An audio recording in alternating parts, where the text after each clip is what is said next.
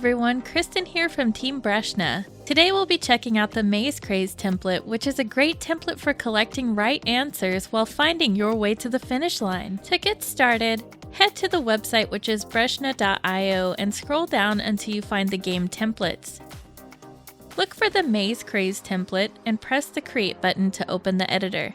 First, we'll take a look at the left side of the screen. You'll notice here is where we can customize different aspects of our game, like our game's avatar, background, collectibles, non-collectibles, and music track. First, we'll start with the Avatar tab.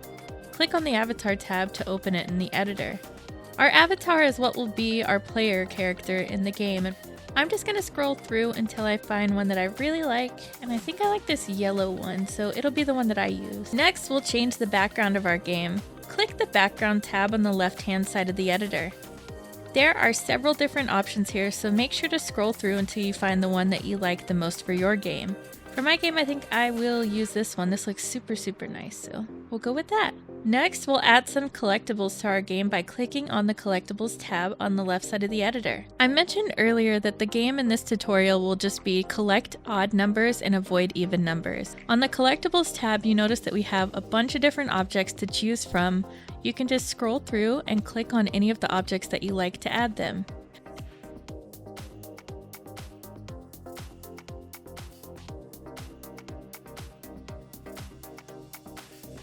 Once you've decided if you'd like to add any objects to your game, you can head over to the Non-Collectibles tab on the left side of the editor. Non-collectibles are something that the players are supposed to avoid picking up, and they're considered wrong answers in the game. Much like the Collectibles tab, you can scroll through all of the different objects and click to add any non-collectible that you'd like to put in your game. Next, we'll add a music track to our game. Click the Music tab on the left side of the editor. You can scroll through and press the play button on any track to preview it. And if there's a track that you like, just press the plus button to add it to your game. For this game, I think I will use the track called Smiling. Now that we've customized our game's avatar, background, collectibles, non-collectibles, and music, look to the right side of the editor and make sure that you have the Game Info tab selected. In the Game Info tab, you can customize your game's title, tags, category, and description. For my game's title, I'm going to call it Odd Maze. The next thing we're going to customize are our game's tags. I'm going to add the tags number and odd numbers.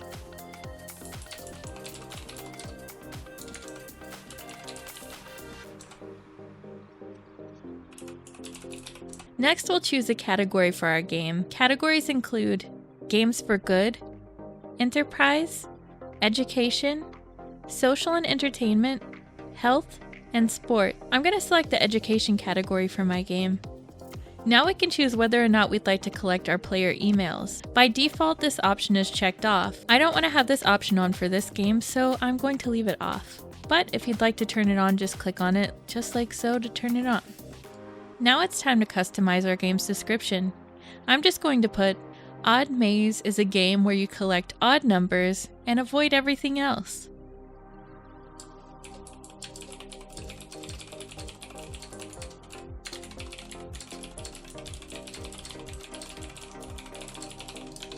That looks good to me, so we can scroll back up to the top and click on the Levels tab. The Levels tab is where you can add multiple levels, and by default we'll have our level 1 selected.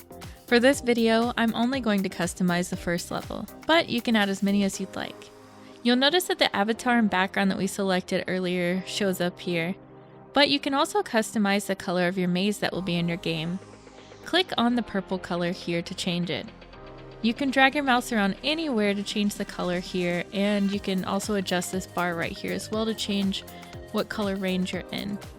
Select a color that you want for your maze. I think I might go for like a cool blue because of the background, maybe like a lighter blue.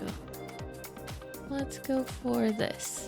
Next, we're going to customize our game's introduction. For this, I'm just going to put the title of our game, which is Odd Maze. Now we'll customize the question for our game. For our game, we just want it to say, collect any odd number.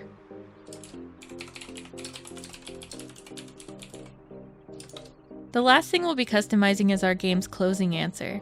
For my closing answer, I'm just going to put "Thanks for playing my game."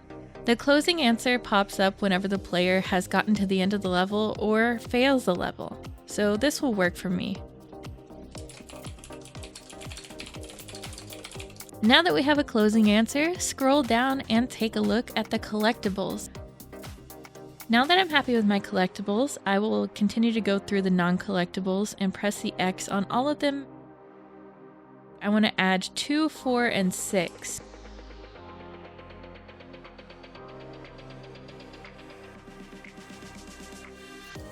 Now that we have refined our collectibles and non-collectibles, we are actually ready to publish our game. At the top of the editor is a Publish button. Click it to publish your game.